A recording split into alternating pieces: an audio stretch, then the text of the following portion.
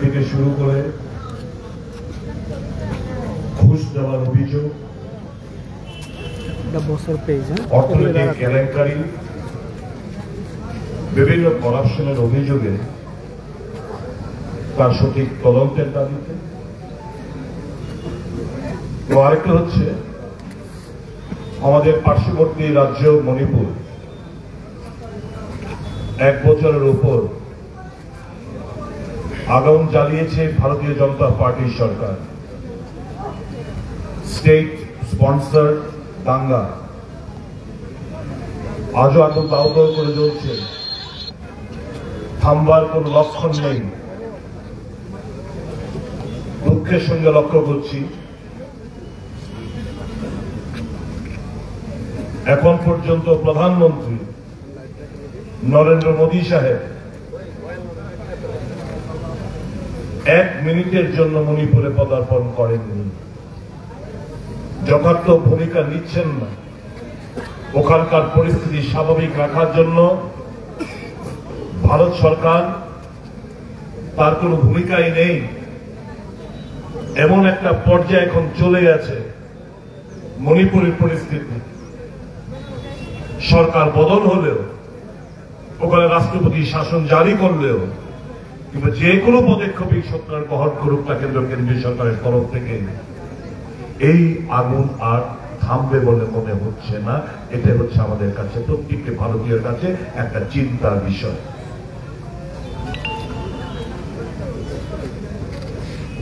গভীর উদ্বেগের সঙ্গে লক্ষ্য করছি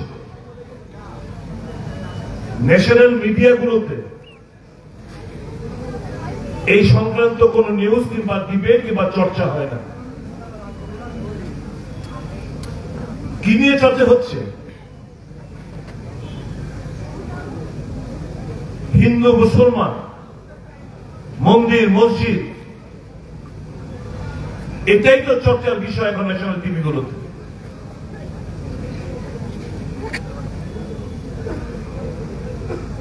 জাতীয় কংগ্রেস যখন সরকার ছিল, ইউপিএ 1 ইউপিএ 2, আমরা শুনেছি বিভিন্ন স্কিম ঘোষণা করেছে। আপনারা জানেন, খাদ্যের অধিকার, শিক্ষার অধিকার, তথ্য জানার অধিকার, বনাধিকার, স্বাস্থ্যের অধিকার, একের পর এক কাজের অধিকার মানুষকে সমৃদ্ধ করেছে এই সমস্ত ঘোষণার মাধ্যমে। আর বর্তমানে ভারতীয় জনতা পার্টির সরকার একটাই তাদের স্কিম, ভারত খোদাই অভিযান, ভারত খোদাই স্কিম। যেখানে মসজিদ দেখছে খোদাই করো মন্দির পাবে, তাজমহল খোদাই করো মন্দির, আজমের শরীফ খোদাই করো মন্দির।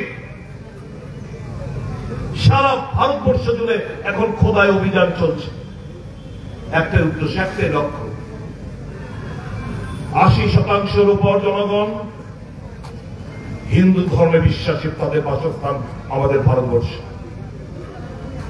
এই কমনের ফিলিংস ভাবে ইন্ডিউস করে যাতে ভোটের লাভ পাওয়া যায়, এই একটা লক্ষ্য নিয়ে সরকার, তার গদি মিডিয়া এই সমস্ত কাজকর্মগুলো চালিয়ে যাচ্ছে, মানুষকে বিভ্রান্ত করছে। অথচ আমাদের নেতা কিংবা কংগ্রেস দলের যে মূল ইস্যু সামনে, বেকারত্ব জানা, নিত্য প্রয়োজনীয় মূল্য বৃদ্ধি দিনকে দিন আমরা দেখতে পাচ্ছি, ইনফ্লেশন,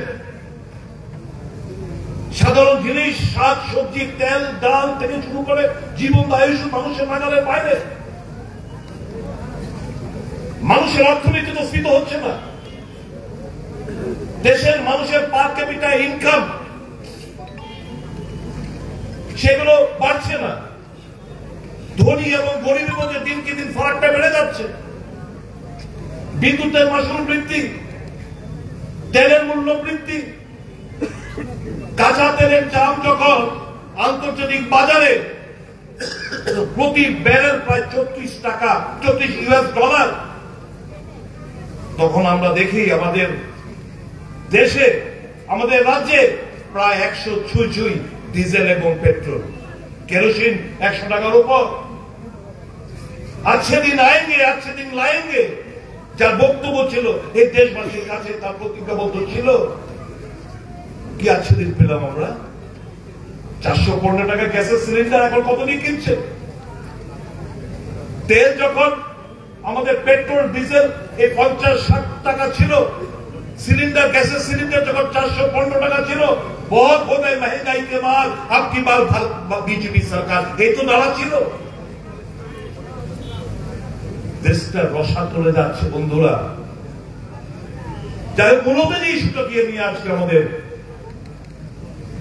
এই রাজভবন অভিযান সারা দেশব্যাপী প্রত্যেকটি রাজ্যে, প্রত্যেকটি ইউনিয়ন টেরিটরিতে অন্যতম দাবি হচ্ছে গৌতম আদানি তার যে কেলেঙ্কারি, এই কেলেঙ্কারি সুষ্ঠু তদন্তের দাবি নিয়ে। গৌতম আদানি কে ছিল? একজন বিজনেসম্যান, একজন কর্পোরেটের মালিক।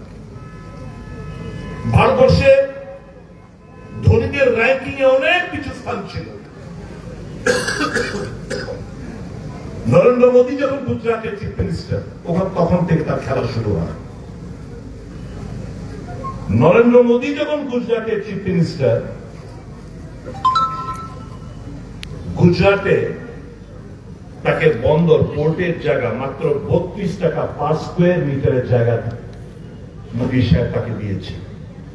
কোথাও কোথাও 1 টাকা স্কোয়ার মিটার জায়গা আদানিকে দিয়েছে। অথচ টাটা গোষ্ঠী, মারুতি সুজুকি গোষ্ঠী থেকে শুরু করে অন্যদের জায়গা দিয়েছে প্রায় 1200-1000 টাকার উপর পার স্কোয়ার মিটার জায়গা ওদের কাছে বিক্রি করেছে। সহজ সরল দরে, সস্তা দরে গৌতম আদানির কাছে নৌ বন্দর পোর্টে জায়গা হস্তান্তর করবে। এই থেকে তার উত্থান। আগে কি ছিল? এই আদানির হাওয়াই জাহাজ করে দেশ বিদেশ ঘুরতেন এই নরেন্দ্র মোদী সাহেব, গুজরাটের মুখ্যমন্ত্রী হিসেবে। প্রধানমন্ত্রী যখন হলেন তখন দেখলাম নরেন্দ্র মোদী যখনই যান বাংলাদেশ, তা কিছুদিন বাদে আদানি যায়, কন্ট্রাক্ট সাইন হয়। শ্রীলঙ্কায় আমাদের নরেন্দ্র মোদী সাহেব যান, তা কিছুদিন বাদে গৌতম আদানি পৌঁছেন শ্রীলঙ্কায়, ওখানে কন্ট্রাক্ট সাইন হয়।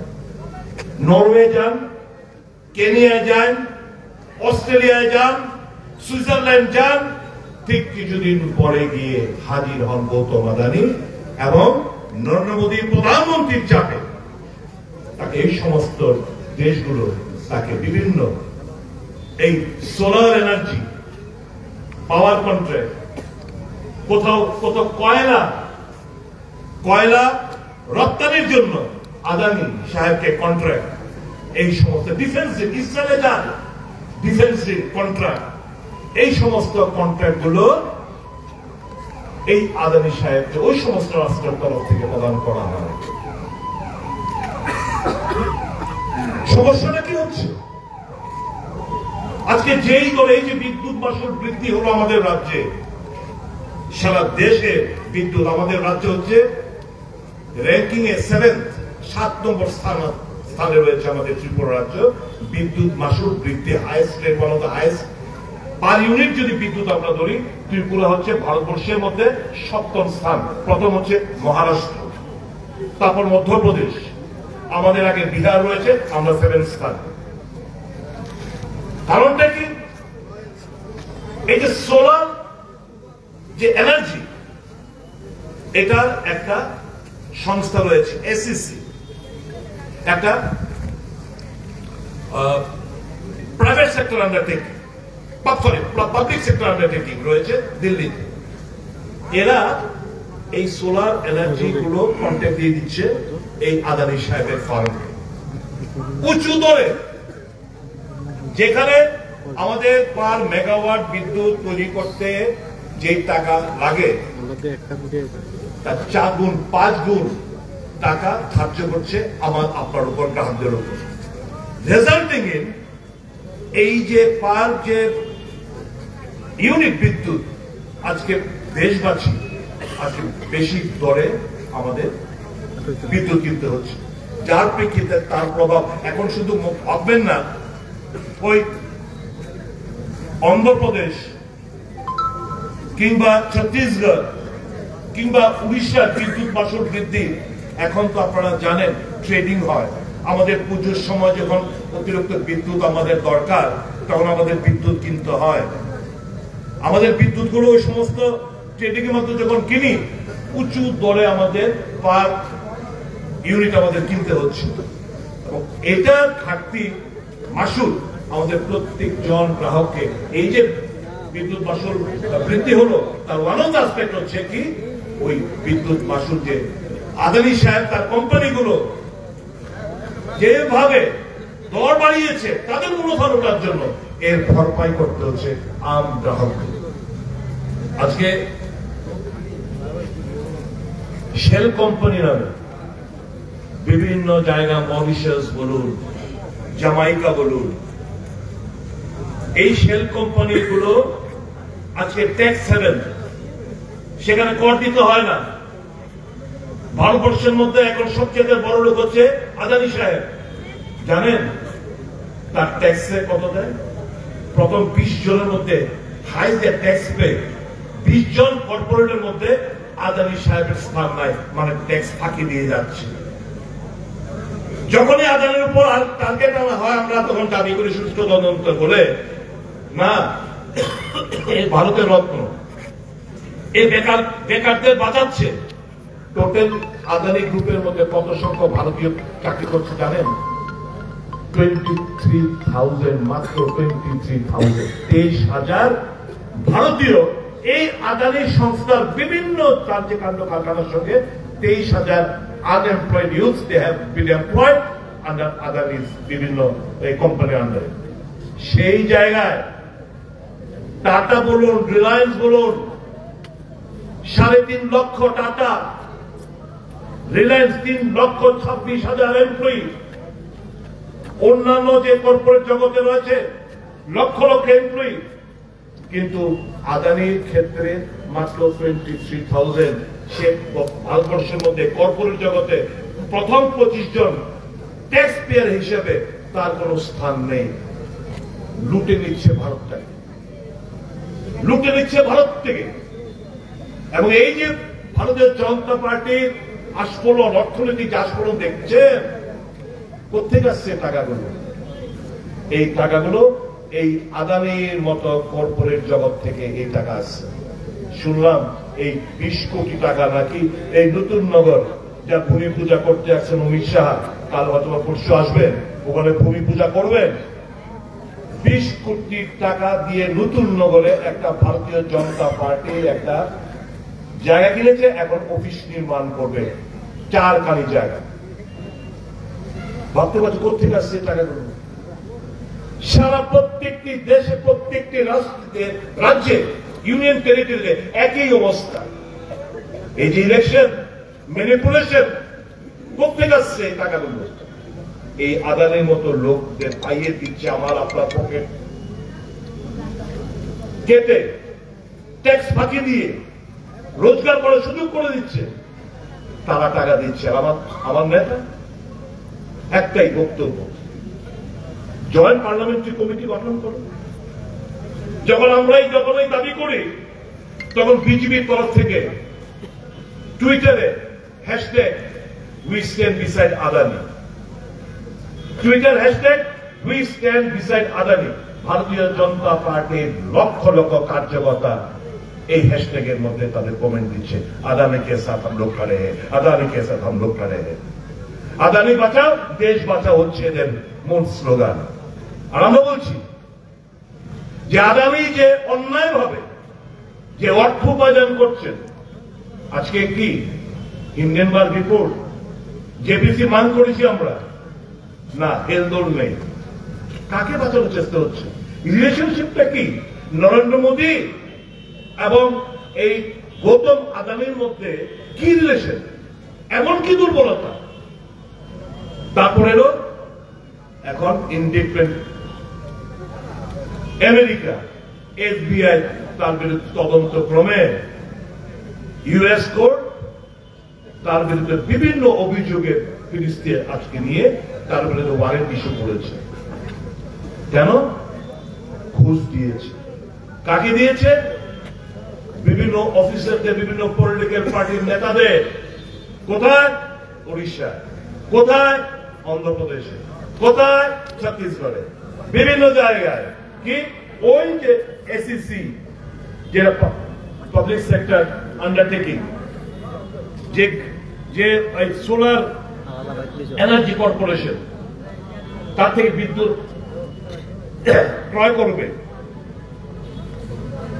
তাদেরকে মোটা অঙ্কের প্রায় 2000 কোটি টাকার ঘুষের অভিযোগে আজকে তার বিরুদ্ধে গ্রেপ্তারি পরোয়ানা, ইন্ডিকমেন্ট মানে ধরুন একটা চার্জশিটের মতো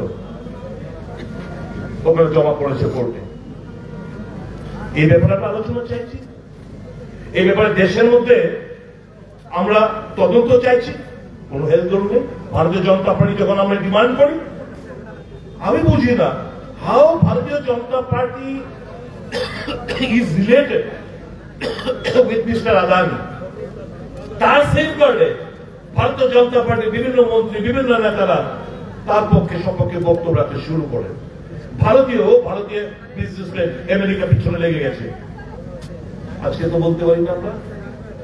যদি আমরা বলতাম ওই হর্ষদ মেহতা বলুন, মেহতস্কি বলুন, ওই বিজয় মালিয়া বলুন, এদের বিরুদ্ধে যদি আমরা টুইটারে লিখতাম we stand beside Vijay Mallya, we stand beside Nirav Modi, we stand Mehul Choksi, আমরা যদি লিখতাম কি হতো? তাহলে এই দুর্বলতাটা কোন জায়গায়, এটা এক্সপোজ করা দরকার। কোথাও কোন টেলিভিশনে, ন্যাশনাল টেলিভিশনে আলোচনা করবেন না, কারণ অল ন্যাশনাল টেলিভিশন গুলোতে এখন গৌতম আদানির মেজর শেয়ার টেক হচ্ছে। এনডিটিভি ক্রয়, এনডিটিভি আগে সঠিক কথাবার্তা বলতো, এনডিটিভি ক্রয় করে নিয়েছে। সমস্ত ন্যাশনাল মিডিয়া গৌতম আদানির শেয়ার। কিসে বিজনেসম্যান ভাই? এয়ারপোর্ট প্রথমে 6টা কাপড় মহারাষ্ট্র জিপিকে একটা কোম্পানি, তার বিরুদ্ধে ইডি সিবিআই লাগিয়ে তার পুরো শেয়ারটা গৌতম আদানি ক্রয় করে নিল। এখন 7 এয়ারপোর্টস চালাচ্ছে প্রফিট মেকিং। এটা সরকার অধীনে ছিল, এটা সরকার প্রফিট মেকিং বডি ছিল। সেই জায়গা থেকে প্রাইভেটাইজেশন করে এই 7টা এয়ারপোর্ট গৌতম আদানিকে দিয়ে দিল। এবার গৌতম আদানির আগে কোনো এক্সপিরিয়েন্স ছিল না, তারা ওই যে ক্লজ, সেই ক্লজটাকে কমিট করে দিল যে আগে কোনো এক্সপিরিয়েন্স দরকার হবে না। একটা লোককে পাই দিতে গেলে যা দরকার সবটাই করে বেড়াচ্ছে। কিসের দুর্বলতা এত? Train, railway Gautam Adani, defence ইসরায়েলের সঙ্গে চুক্তি গৌতম আদানি, কয়লা, যেটা ভারতবর্ষের যে কয়লা আমরা উৎপাদন করি 1 মেট্রিক টন বোধ হয় 1000 না 2000 টাকা করে ওই এনটিপিসি তারা বিদ্যুৎ উৎপাদনের জন্য তারা ক্রয় করে। আপনারা জানেন এই গৌতম আদানি কয়লা কম দামে কিনে বেশি দরে বাধ্য করেছে এনটিপিসি, যাতে কিনে 17,000 পার মেট্রিক টন ক্রয় করতে বাধ্য করেছে। সরকার মোদী সাহেব বলে দিয়েছে, পাওয়ার মিনিস্টার বলে দিয়েছে ক্রয় করতে বাধ্য। টাকা যাচ্ছে কার? মুনাফা হচ্ছে কার? ভুগছে কার? আম জনসাধারণ। এই ব্যাপারে আমরা আজকে এখানে এসেছি ডেপুটেশন দিতে। আমি জানি এটা কিছু হবে না। আমাদের মহামান্য রাজ্যপালের ঘাড়ে কটা মাথা, সে কি করবে মেমোরেন্ডাম দিয়ে? সে জাস্ট একটা रिपोर्ट देवे যে आज कांग्रेस के तरफ से हमारा एक 5 प्रतिनिधि दल मेरे पास आया था, पूरा मेमोरेंडम हैंड ओवर करके गए, একটা রিপোর্ট জাস্ট পাঠিয়ে দেবে, বাস ফিনিশ, দ্যাটস অল। আমাদের কথা হচ্ছে আমরা আম জনসাধারণের কাছে জিনিসটা নিয়ে যেতে চাইছি। যেহেতু মিডিয়া দেখাচ্ছে না, খবরের কাগজ, অধিকাংশ খবরের কাগজে এর ব্যাপারে কোনো খবর নেই, মানুষ বোঝেও না। মানুষ ভাবে अरे राहुल गांधी पार्लियामेंट में सिर्फ गौतम अदानी करके क्यों चिल्ला रहा है? राहुल गांधी सिर्फ ये संविधान को लेके क्यों हल्ला मचा रहा है? মানুষের ভাবে হয়তো মনে মনে ভাবে হয়তো বা, কিন্তু এগুলো যে directly indirectly we are affected, আমরা প্রত্যেকজন এফেক্টেড, এটা মানুষ এত সবাই মানুষ বোঝে না। আজ আমরা এসছি মানুষের পাশে, মানুষের দরবারে নিয়ে যাওয়ার জন্য, যে দেখুন এই চলছে, এই হচ্ছে ভারতবর্ষের বর্তমান পরিস্থিতি। একটা একচেটিয়া পুঁজিপতি ক্রনিক ক্যাপিটালিস্ট আজকে গ্রাস করছে ভারতবর্ষের আর জিডিপি, যার প্রেক্ষিতে ধনী, আমরা ভারতবর্ষের সংবিধানে সমাজতন্ত্রের কথা বলে যে ধনী এবং গরিবের মধ্যে ডিফারেন্সটা আস্তে আস্তে কমানোর চেষ্টা আমরা দেখতে পাচ্ছি বর্তমান যুগে। The rich are getting richer day by day। जो अमीर लोग हैं और अमीर बन रहे हैं, जो गरीब है और भी गरीब, मतलब एक gap is widening, gap between the rich and the poor gradually widening। এটা মারাত্মক, কিন্তু আগামী দিনে বিশাল বড় এফেক্ট পড়বে আমাদের প্রত্যেকের জীবনে। কাজে এই to divert the attention of each and every common Indian citizen, কি এই যে এখানে তামাশা করে গেল কিছুদিন আগে এই বাংলাদেশের ভিসা বিশেষে ভাতখানা এরকম যে সাংঘাতিক হিন্দু দরদি এরা, জানেন এদের আসল मतलब হচ্ছে हिंदू बांग्लादेश में मानने दो। इनको एक मौका दिया गया था पार्टीशन के समय कि वहां का हिंदू भारतवर्ष में आ सकते हो, यहां का मुसलमान पाकिस्तान में जा सकते हो। बांग्लादेश तब का ईस्ट पाकिस्तान हुआ करता था। Option was be provided. ওখানকার হিন্দুরা ভাবলো যে না, আমরা যেখানে আছি এখানে থাকবো। একটা পোর্শন এলেন পাকিস্তান থেকে, একটা পোর্শন এলেন এখান থেকে, মুসলমান একটা পোর্শন গেলেন এখান থেকে, মুসলমান একটা পোর্শন বাংলাদেশে ইস্ট পাকিস্তানে গেলেন। Option was there. এই জিনিসগুলো কি করছে, এরা চাইছে বাংলাদেশের মন্দির আরো ভাঙুক, হিন্দুদের উপর আরো অত্যাচার নেমে আনুক। हमको फायदा यहां पे हिंदू का, হিন্দুদের ভোটটাকে আমরা অটুট রাখতে হবে। ওখানকার ঘটনা যদি কমে যায় আমাদের লাভ হবে না, ওখানকার ঘটনাগুলো বাড়াতে হবে। কাজে এই প্রেক্ষিতে কোন যথার্থ ভূমিকা ভারত সরকার থেকে নেওয়া হয়নি। ভারত সরকারের তরফ থেকে ওখানকার রিলিজিয়াস মাইনরিটি যারা রয়েছে তাদেরকে কোন ধরনের যথাপযুক্ত ব্যবস্থা নেওয়া হয়নি। বন্ধুরা জেনে যান, बिकॉज द रूलिंग पार्टी ये लोग चाहते हैं कि वहां पे हिंदू के ऊपर ज्यादा अत्याचार होने से हमको मुनाफा मिलेगा, ভোট দে আমাদের মুনাফা মিলবে, ভোটের বাজার আমরা মাত করতে পারবো। এই তো চলছে। আজকে যে কালকে বিজয় দিবস গেল, পরশুদিন জানেন আর্মি হেডকোয়ার্টারে এই জেনারেল অরোরার নেতৃত্বে যে ছবিগুলো, এতগুলো ট্যাঙ্ক, প্রায় 90-92 হাজার পাকিস্তানের সৈন্য সারেন্ডার, आर्मी हेडक्वार्टर जो छवि ছিল मोदी सरकार बोलती ये सब छवि उतार दो, ये नहीं चाहिए, ये इंदिरा जी का प्रचार हो रहा है, ये सब हटा दो वहां से। এই তো হচ্ছে, এরা ইতিহাসকে বিকৃত করতে চাইছে। They want to rewrite history তাদের সুবিধা অনুসারে। जो बंदा माफीनामा लिखता था उस वक्त स्वाधीनता आंदोलन के समय, वो बंदा हो गया वीर सावरकर। और जो आदमी 16 साल जेल में बिताया जवाहरलाल नेहरू, उसको छोटा करके दिखाने का कोशिश हमेशा हो रहा है बीजेपी की तरफ से। They want to rewrite history, ইতিহাস বিকৃত করে নতুন ভাবে ইতিহাস লেখার চেষ্টা হচ্ছে। এই ভারত নতুন প্রজন্মের কাছে ভুল বার্তা।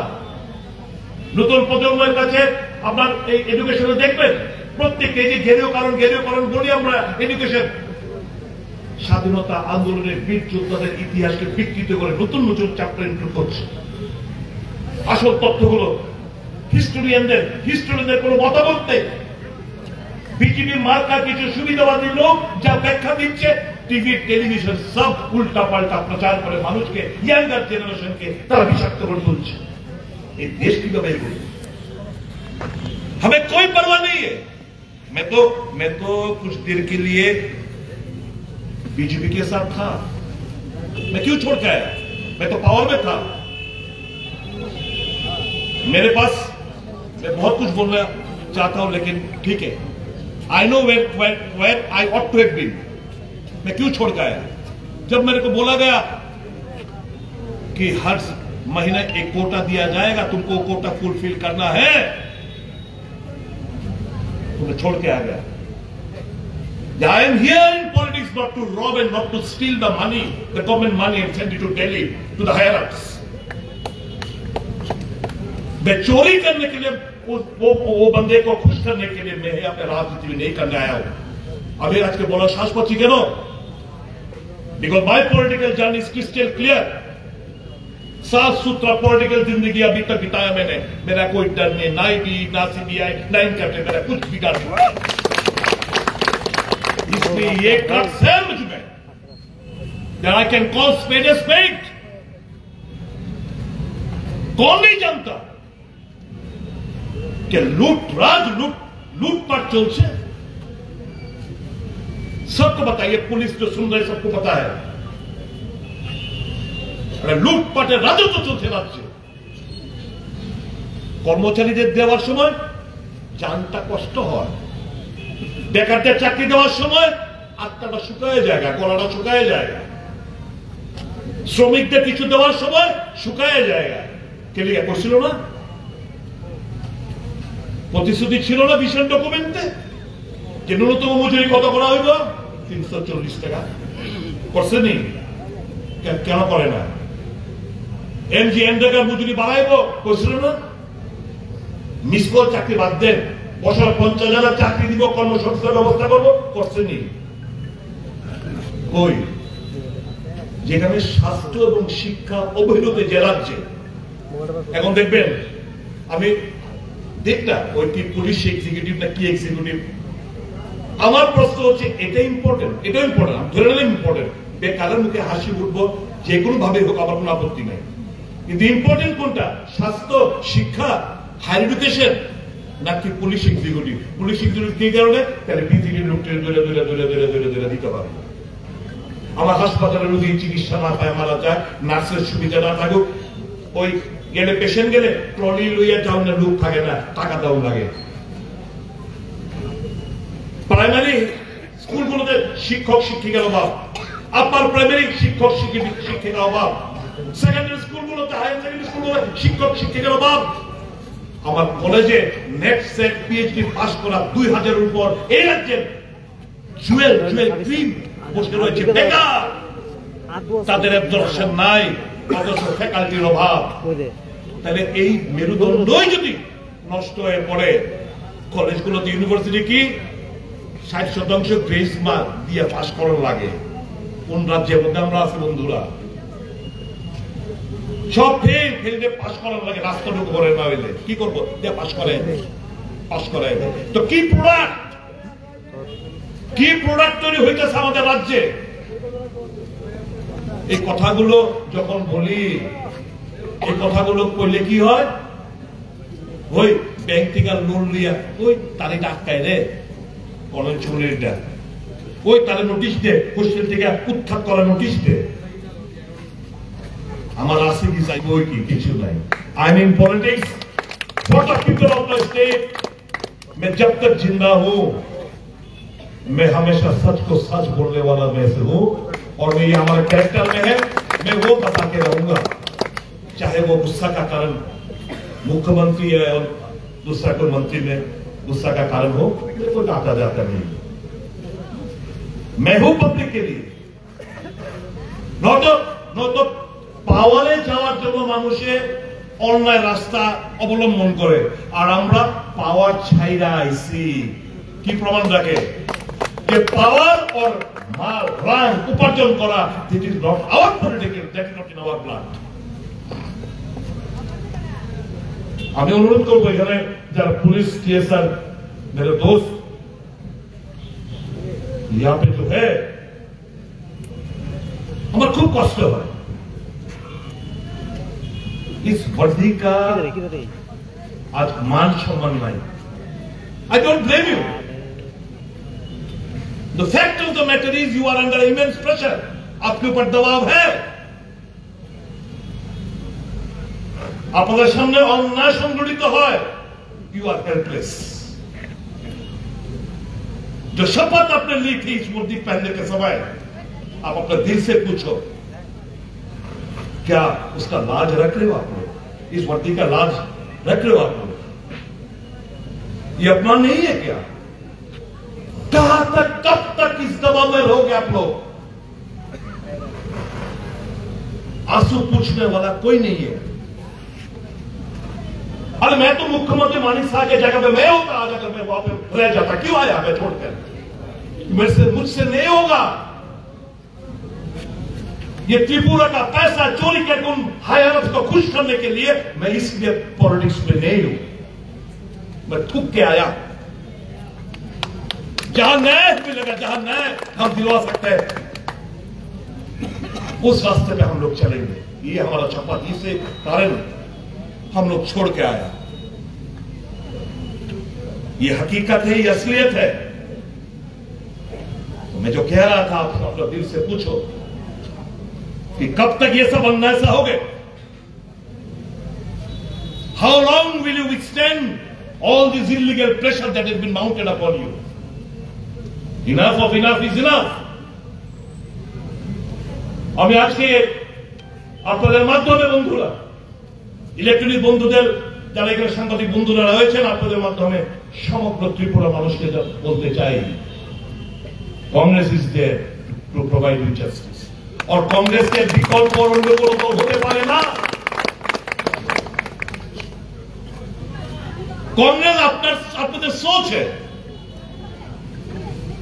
कांग्रेस गरीबों का पार्टी है, SC ST OBC religious minority का पार्टी है, अमीरों का पार्टी नहीं है। কাজে आपका दायित्व बनता है कि हम उससे सहयोग करें। আমাদের পাশে এসে দাঁড়ানোর জন্য আপনাদের অনুরোধ করছি। सेफगार्ड योर राइट और आने वाले पीढ़ी के लिए सोच के कांग्रेस को मजबूत कीजिएगा। हमें कोई अन्याय से या कोई दूसरा तरीका से सहायता नहीं चाहिए। बस आम जनता के ऊपर हम लोग का भरोसा है कि आने वाले दिन में युवा हो, बेकार हो, श्रमिक हो, मजदूर हो, कर्मचारी हो, ये एक सबक सिखाएंगे भाजपा वाले को। ऐसा माफिक नहीं चलने वाला है ये त्रिपुरा। एक सीमा होता है, समस्त सीमा पार कर दिए। देखो सारा भारतवर्ष देशটা একটু প্লিজ থিঙ্ক, সারা দেশ জুড়ে একটা করাপশন ইনস্টিটিউশনালাইজ, একটা শিল্প আকারে সারা দেশ জুড়ে একটা শিল্প আকারে স্থাপন করেছে। শুধু पैसा पैसा पैसा। अरे बूथ लेवल, पता है क्या, मेरे को आज एक भाजपा वाला सवेरे सवेरे फोन किया। एक भाजपा का कर्मी जो पहले कांग्रेस हुआ करता था, वो आज मेरे को फोन किया सवेरे, बोला दादा बोटला का मंडल प्रेसिडेंट का भाव पता है क्या हुआ? मैंने बोला क्या? 1 करोड़ रुपया, 1 करोड़ रुपया मंडल प्रेसिडेंट का भाव उठा बटजला का। मैंने बोला तेरे प्रस्तुत? बोलता है हाँ प्रस्तुत। मैंने पूछा क्यों, कौन है ये? तो एक नाम बताया जो कि CPWD के साथ जुड़ा हुआ था, वो बंदे का लड़का, वो देने के लिए 1 करोड़ देने के लिए अब राजी हो चुके हैं। मैंने बोला क्यों 1 करोड़? और दादा 1 करोड़ देने से मंडल सभापति अगर हो जाए तो मान लीजिए 1 साल में 20-25 करोड़ तो बना सकता है। इसलिए ये इनके पास 1 करोड़ को मतलब नहीं है। 1 करोड़ इन्वेस्ट करने से 1 साल में 20-25 करोड़ रुपया वो लोग कमा सकते हैं। आपने बुझलें मंडल सभापति তাহলে অবস্থাটা বুঝে মানুষের সহায়তা মানুষ आंसू पूछेगा कौन? गरीब देहात से आते हैं,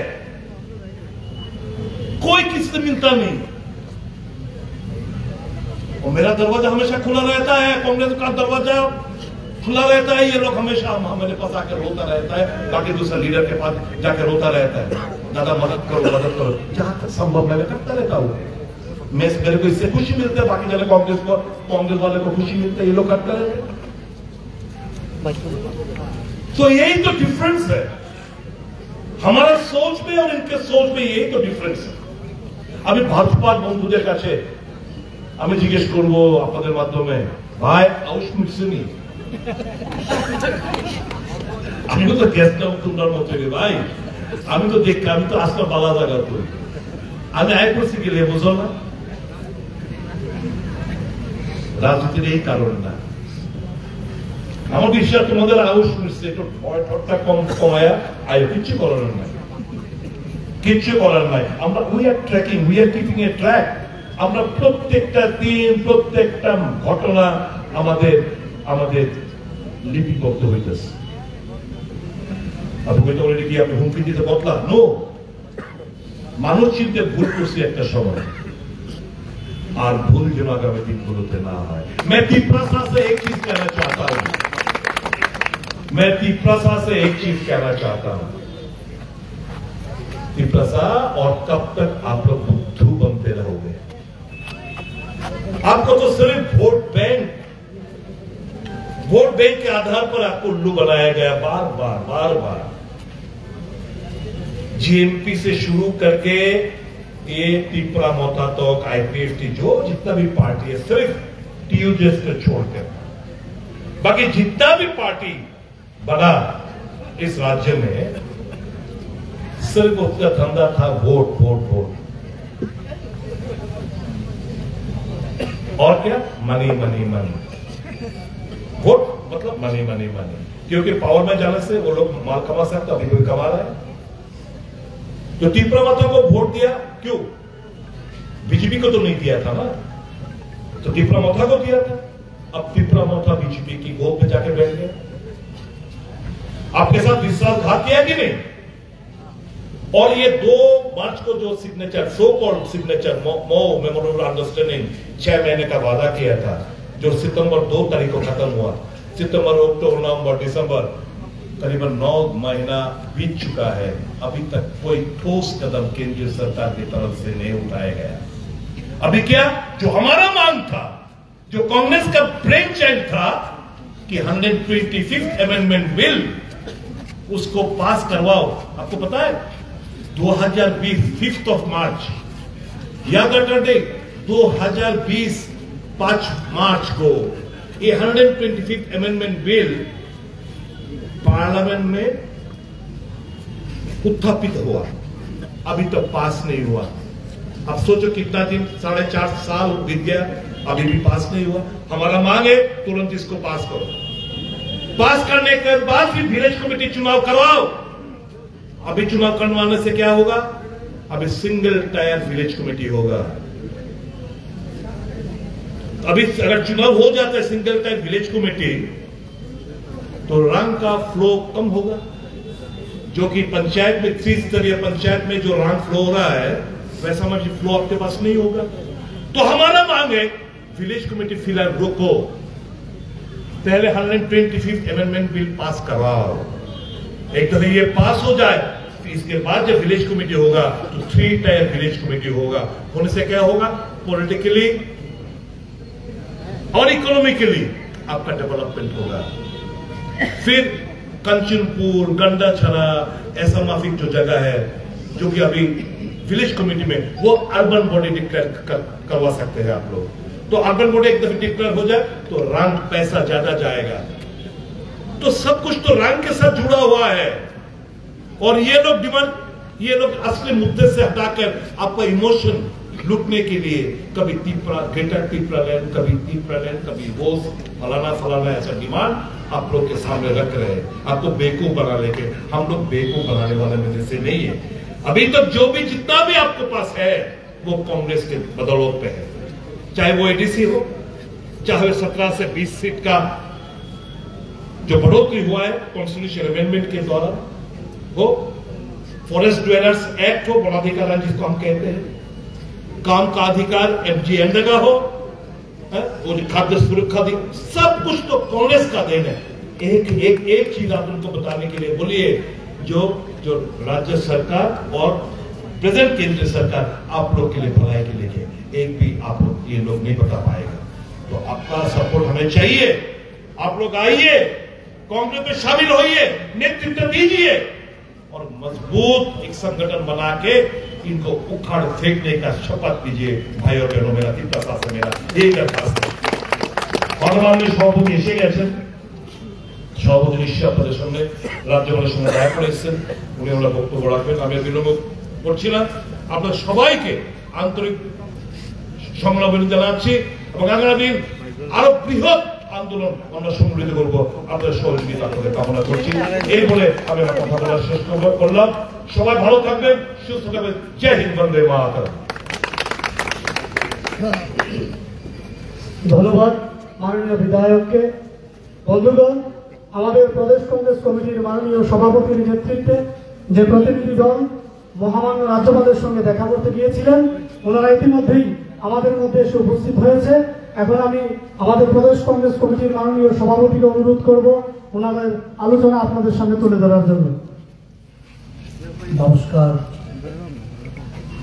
আজকের এই রাজভবন অভিযান কর্মসূচিতে অংশগ্রহণকারী আমাদের প্রদেশ কংগ্রেসের